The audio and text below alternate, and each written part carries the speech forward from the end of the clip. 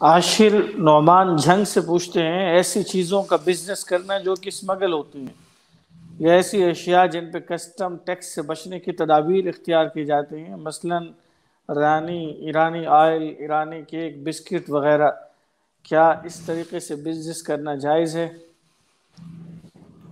دیکھ، ایک اسمگلنگ کا عمل ہے تو یہ تو ناجائز ہے، حرام ہے، اس لیے کہ اس میں ایک تو حکومت کے جائز قوانین کی خلاف ورزی ہے، اور دوسری بات ہے کہ اس میں اپنے عزت اور جان کو خطرے میں ڈالنا ہے، تو یہ کاروبار تو جائز نہیں ہے۔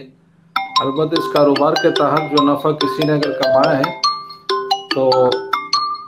اس نفع کی جو ہے پھر اس کے بارے میں یہ ہے کہ جو کاروبار کسی نے کیا ہے، کوئی نفع کمایا ہے تو وہ نفع حرام جائز ہے،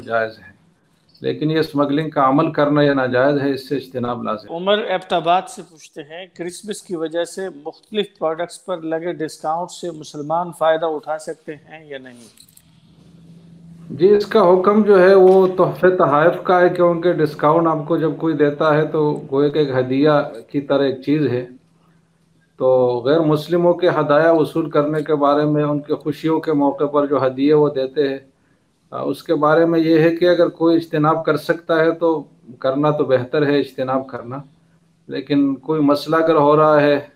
اور مشکل ہے اجتناب کرنا تو وہ ہدایہ قبول کرنا جائز ہے، حرام نہیں ہے، اور اس کو استعمال کرنا بھی جائز ہے۔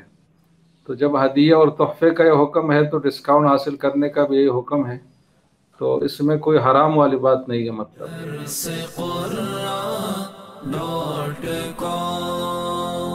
www.darsequran.com